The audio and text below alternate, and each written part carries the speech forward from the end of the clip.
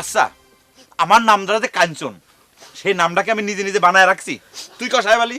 এতদিন তো কাঞ্চন নাম নিয়ে কোনো সমস্যা হয়নি। নাম কাঞ্চন হলি মনির সাথে মিলিয়ে রাখতে হবে।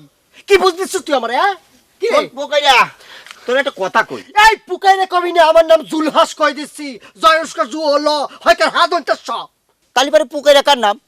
শোন, নাম পুকাইরা আর গ্যাগা ম্যাগা স্যাগা যাই হোক, সেটা কোনো সমস্যা না। নিজে একটা সুন্দর ফাইন নাম নিয়েও কথা বলাই যায়। দেখেছো সাহেব আলী, সামান্য একটা নাম নিয়ে পুকাইরে কিরম ভেজাল করতেছে।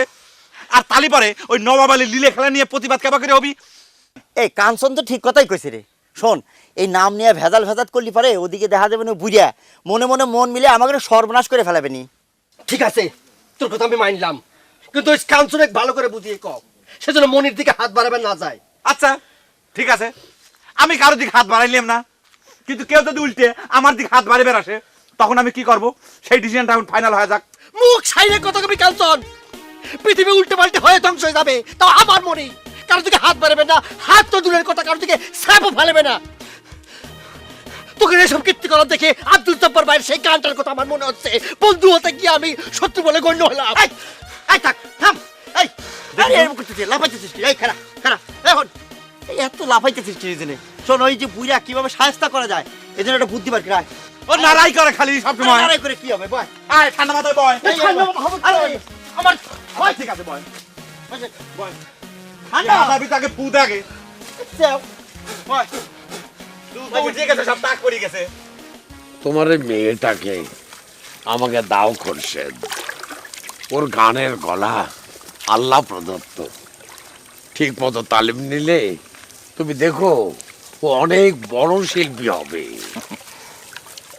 কি যে কোন ওস্তাদ জি, আমাকে মতো চাষা বসার মাইয়া বড় হবি, মধ্যিখান থেকে ওর গানের পোকা মাথায় দিয়ে সংসারে কাজ কাম আর শেখাবি নে। গানের পোকা? ওর মাথার মধ্যে আর নতুন করে কি ঢুকবে খোরশেদ? ওর মগজের মধ্যে গানের পোকা তো অনেক আগেই বাসা পেতে বসে আছে। ওর এই প্রতিভাকে নষ্ট করো না খোরশেদ। কি যে ভেজাল করেন না ওস্তাদ জি, গ্রামে তো বড় লোকগুলো অনেক মেয়ে আছে, তা করে আপনি গান শিখান, কুসুম সব শিখবে না। গরিব মানুষ 2 বছর পরে বিয়া দিয়ে দেবো, মিটে যাবে। ঠিক আছে, যে 2 বছর ওর বিয়ে না হয় সেই 2 বছরই ওকে আমার কাছে দাও খোরশেদ। পেটে ভাত যা ঠিক মতো জোটে না, তাক নিয়ে গান শেখানোর জন্য এত অস্থির হয়ে গেলেন কিসের জন্য ওস্তাদ জি? বুঝলাম না। শুধু ভাতের চিন্তা করলে তো হবে না খোরশেদ, গানের চিন্তাও করতে হবে। পৃথিবী থেকে সুর বিদায় নিলে শুধু ভাত খেয়ে জীবন বাঁচবে না খোরশেদ।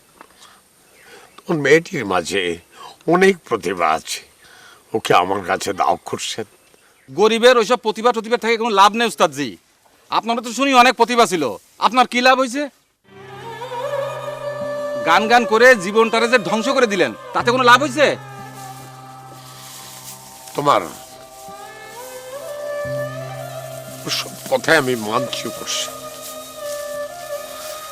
তবু শেষ কথা বলি, কুসুমের মায়ের সঙ্গে আলাপ করে যদি ওর মা রাজি হয়, মেয়েটাকে আমার কাছে পাঠিয়ে দিও।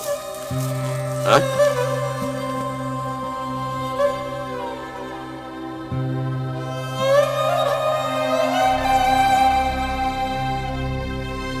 যা মা যা, ঘরে যা।